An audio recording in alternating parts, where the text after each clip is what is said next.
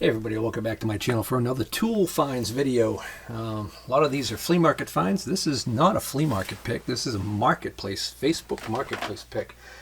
And it started out with a guy advertising just a few small items, but I don't even remember exactly which item it was that I initially spotted in the pictures and thought, that's a good deal for the price he was asking. So the problem was that he was a 45-minute drive away. So I ended up reaching out to him, actually probably closer to an hour, reaching out to him and asking him if he happened to have any other stuff. And he says, yeah, actually he had a bunch of other stuff that he just hadn't advertised yet, gotten around to putting up. So I asked him if I could get photographs of what he had. He sent me all the photos of everything he had. And without even going there and looking at it, we agreed on a price of $200 for the lot, and he even was kind enough to meet me about halfway. So I only had to drive about 30 minutes to meet him at a parking lot and do the deal right there. He initially asked $250, and I said I was actually thinking $200, and he says, yeah, he said that works for him. So I think he was retiring from the business, and he just had these tools left over and wanted to unload them. So I've got a total of 3 boxes. There's not much stuff in the other boxes, but there are some nice things in there. But let's just start with this box and get it out of the way.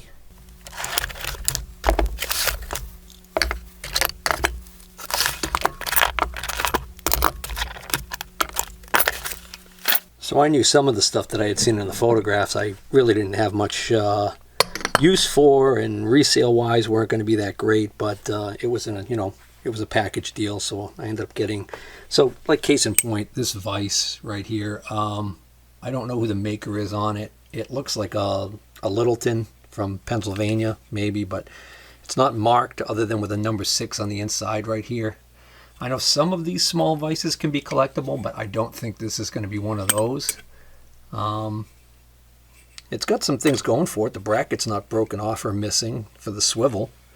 The jaws are actually in decent shape. So we'll get that one, and then here's another one very similar to it. Also, again, not marked. This is not a swiveling vise. It's got some hacksaw blade damage on the top there, but no big deal. And this one I see no markings on whatsoever.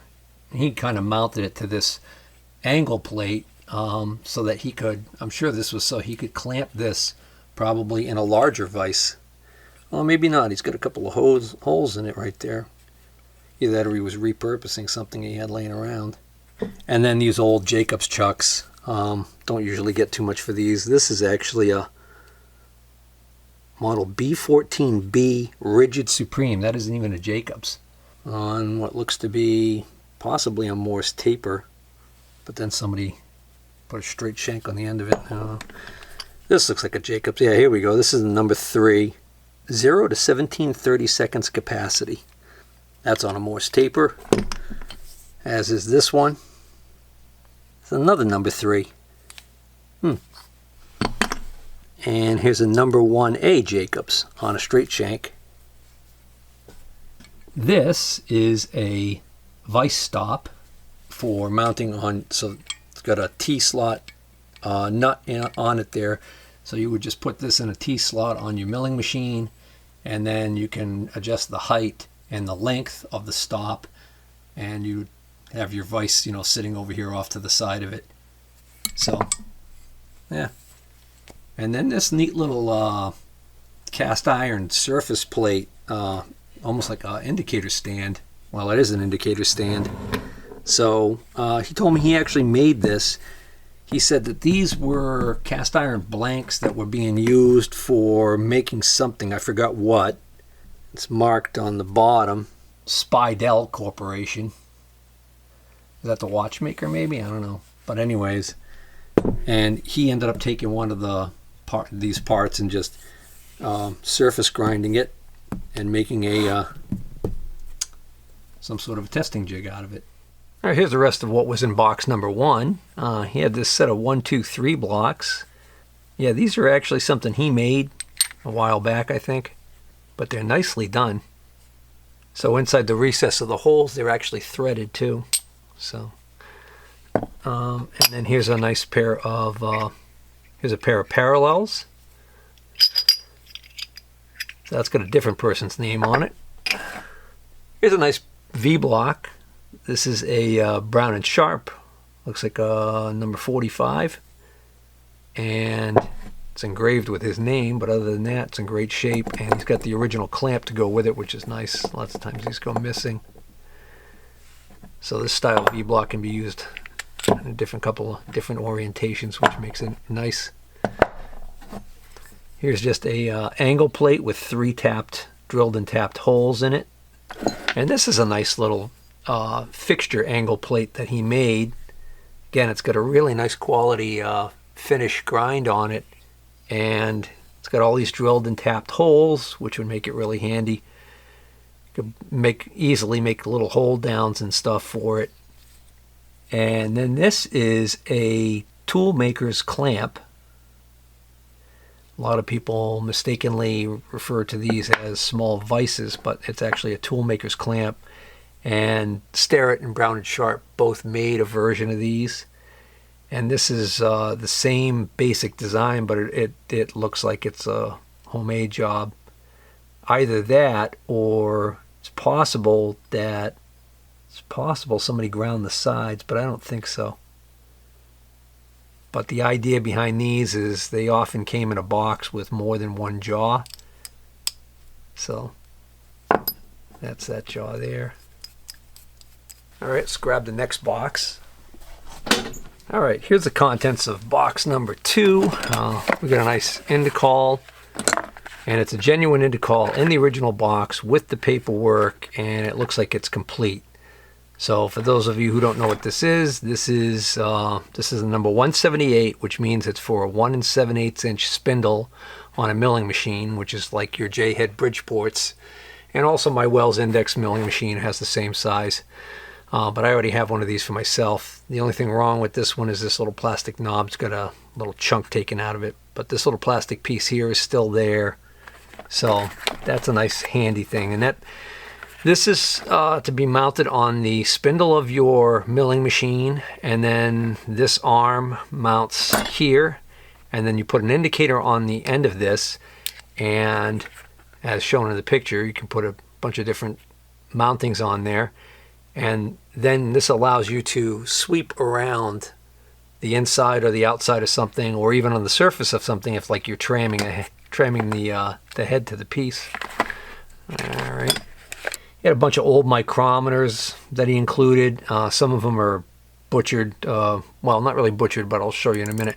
This one's kind of neat. It's a 1 to 2 inch. It doesn't have a lot of value, but what it is it's a really early Craftsman. You can just make out the name on it there underneath this this tag that says for reference only. But it actually, the lock still works, the ratchet still works. So if anybody collected Craftsman, they might be interested in something like that. Although in that condition, probably not. This is a neat little, I've had these before. This is a neat little Brown and Sharp depth, like almost like a depth micrometer that has this adjustable feature to it. So instead of having to change the rods, what you've got is on this rod there are these little shallow grooves, and if you loosen this up, you can actually feel that this will click in at each one of these 1/2 inch or 500 thou increments. This is not supposed to have this V ground into it, so he had some reason why he needed to have, I guess, ability to see that end of that as it touches. I don't know, but that's a little oopsie on that. Look at this this old Starrett micrometer that has been modified by the looks of it. I don't remember exactly what this was supposed to have for it on the end for an anvil, but what is now on here is a very sharp little point.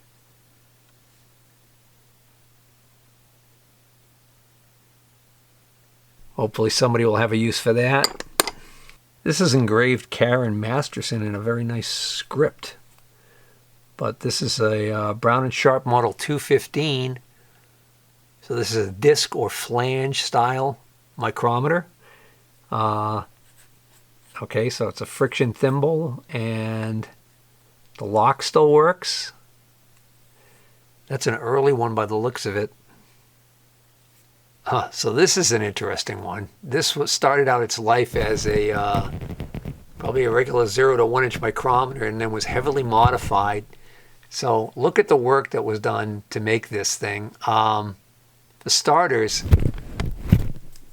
I don't know if you can see it or not, but there is a tiny, tiny point, like a needle point on this thing. And then they made an anvil. So you can see they actually cut this micrometer frame off. They cut the original end of the frame with the anvil off, and they made this part right here and attached it. And look at how thin that is. Again, for some really precise small parts, I guess. And the ratchet thimble on this one doesn't work, but that's kind of interesting. Probably hurts the value. Can almost guarantee it hurts the value. Here's a nice Helios vernier caliper. It says hardened throughout, Germany. Helios is a brand name that I've run into before. I think the first dial calipers I ever owned were Helios, and they worked perfectly. And when I got rid of them, they were still working perfectly fine. It's got this nice satin chrome finish to it, but again, because it's a vernier caliper, not much demand for them. Even the Starrett ones don't bring as much money as I would like, but well, I mean, you can still get decent money for some of the larger Starrett ones, but something like this not going to go too high. Here's just a tap wrench.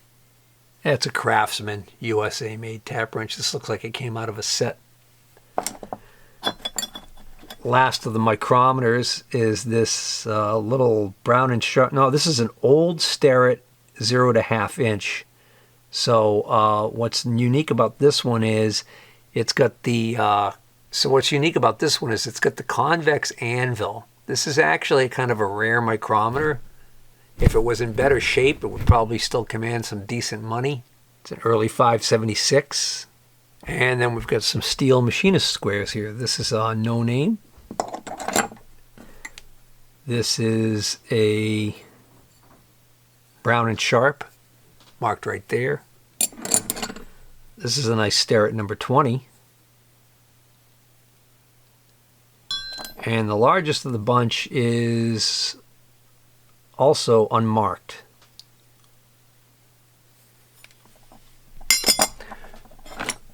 But probably the most valuable of these squares is this little fella right here. This is a little brown and sharp tool and die maker's square, a model 554. And mercifully, this is not engraved. So you just loosen this and you can adjust this blade. All right, I'm going to go through what's left here in box number 3, and then to close this video out, I'm going to feature just a couple of items I just picked up recently at the used tool store. Oh, so seeing these reminds me of how this deal came about.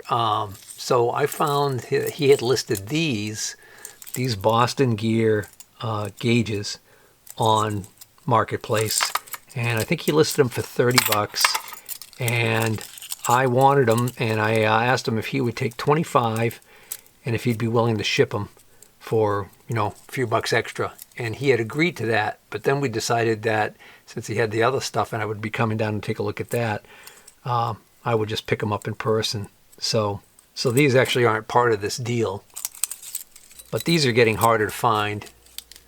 So I was happy to snag these. Then when he sent me the pictures and I looked at everything that was there, a couple of the things that stood out to me were this genuine Starrett. They make knockoff of aftermarket ones of these. This is a center punch hammer. For those of you who don't realize what it is, it's got a magnifying glass in the middle there, and the idea would be you'd take your center punch and you'd put it on your layout mark, use the magnifying glass to make sure you're right directly on the mark, and then strike the punch. And these are kind of neat, and they actually still bring decent money. So this is Starrett number 815. Another thing that I spotted in the photo was this sweet looking little grinding vise, and it is something that actually he had made, but it just nicely done. It's got the kind of traditional deal here with the pin you remove to set like the coarse adjustment of the jaw, and then once you get it set, you tighten this Allen screw right here. And he even made this nice little T-handled Allen wrench for it, and it's got just like a very little kiss from the grinding wheel on the edge here, but otherwise it's pretty darn sweet. I really like the workmanship on this one. Got some miscellaneous little gauges here. This would be a radius gauge, Starrett 272B, and then usually you get the smaller one would be the 272A. And the funny thing is he's got a smaller one here, but this is actually a Brown and Sharp. And what do they call this one? The 627A, because again it's Brown and Sharp. And then this is a Brown and Sharp feeler gauge set. Oh, these are the ones that have the tapered ends. Can be handy sometimes. And here is a Starrett 572B feeler gauge set. These are in actually very good shape. They're not all bent up. And the plating's still excellent. And this is a screw pitch gauge. This is a Lufkin Rule screw pitch gauge, but it's an early one. It's actually got a patent date on it of January 27th, 1925. There's a 579 telescopic bore gauge set, but it's a mismatch because this is a small hole gauge. It doesn't belong in here. And oddly enough, this is actually it's a set of 4, so this is actually complete. I don't know why this was in there. This is a small adjustable parallel set, Starrett. And you always got to check these if you're buying them used, because sometimes somebody will swap one out for whatever reason, and you'll end up getting a Lufkin or something that's not as valuable as the Starretts. But that's all complete, correct. Now, it's interesting to me that there's no way in hell that this could close. So I don't know what the deal is there. And here is the Starrett 829 small hole gauge set. And again, this is a 4-piece set and it's complete, so this does not belong there. This is just an extra one. I didn't even see if this is a Starrett. It is. It's an 829C. This old Pratt & Whitney cutting tools box actually has a edge finder in it. And I checked and there's no name on it. It's a no-name edge finder. There's a Craftsman 4065 tap wrench. Speaking of items that really have dropped in value, calipers. These style, when they get the points on them like this, they're dividers. Those are inside ones. This is called a hermaphrodite caliper because it has the one leg that's got the fixed and then one leg that has an adjustable point. And these are Starrett, so this is probably the best one of the bunch here, a Starrett 248.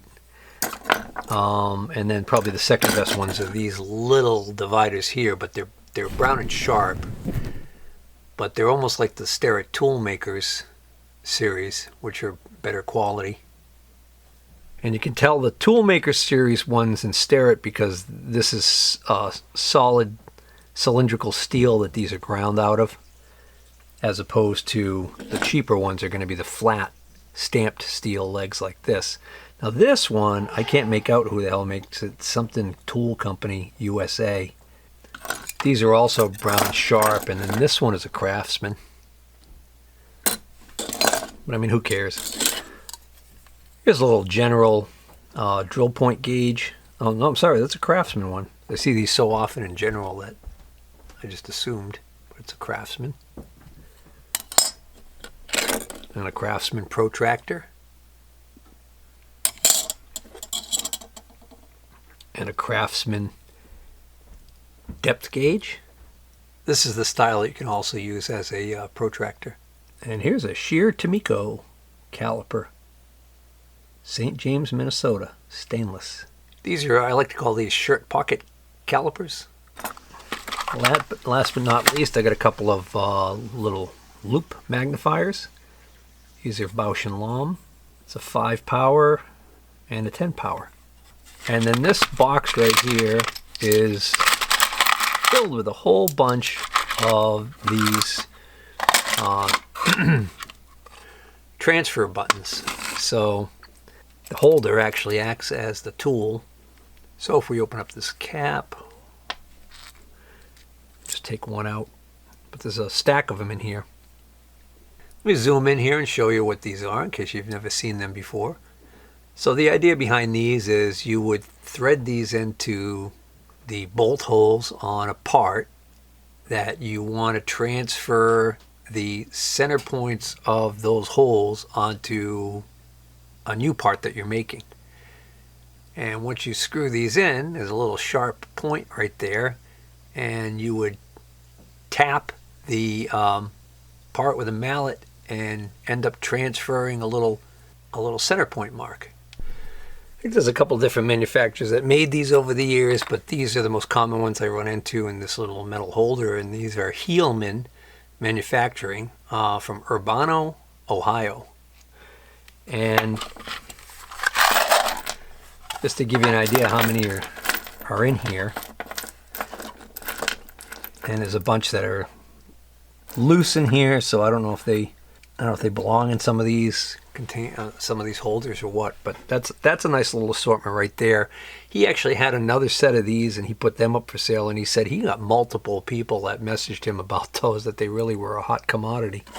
All right, let me make a little room on the bench here and we'll take a look at the few items that I picked up at the used tool store.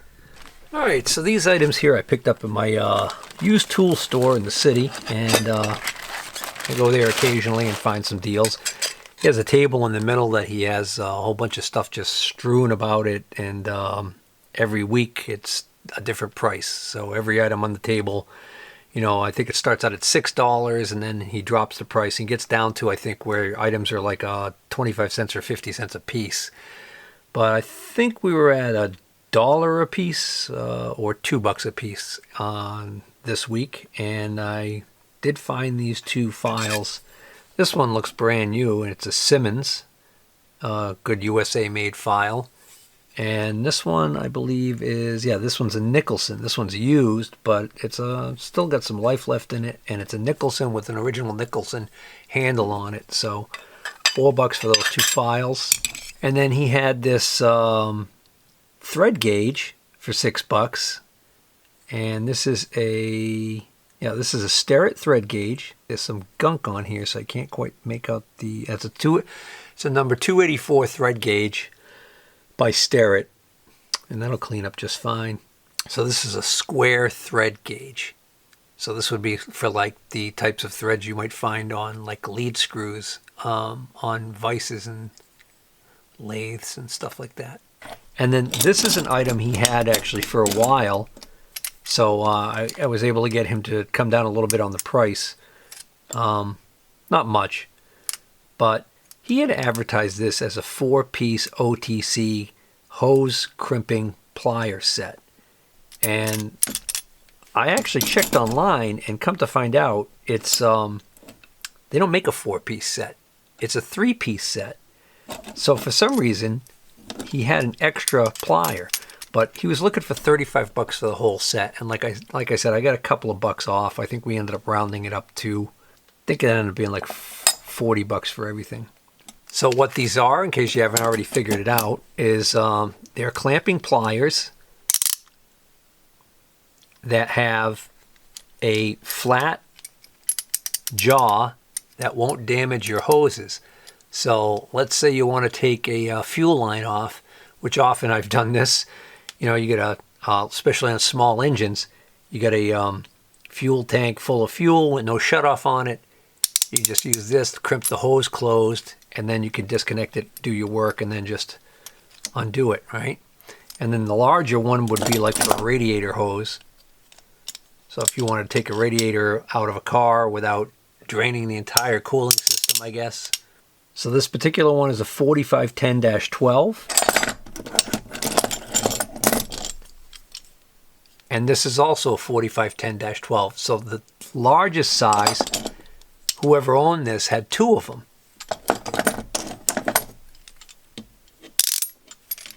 This is the middle one, the 4510-8, and then this should be a 4510-6. And actually it's not, it's a 4510-8. So it's not even the three-piece set. So it's supposed to be a three-piece set. It's supposed to have the 12-inch, the 10-inch, and the 8-inch. And instead what I've got is I've got two 12-inch and two 8-inch, no 10-inch. So, well, I'll sort this out. I'm not going to worry about it. I'm not going to lose any sleep over it. All right, that's going to bring this video to a close. Please hit the like button if you haven't already done so. If you're not already a subscriber, please consider subscribing and hitting the notify button so that you can find out when I post new videos. Until next time, take care, everybody.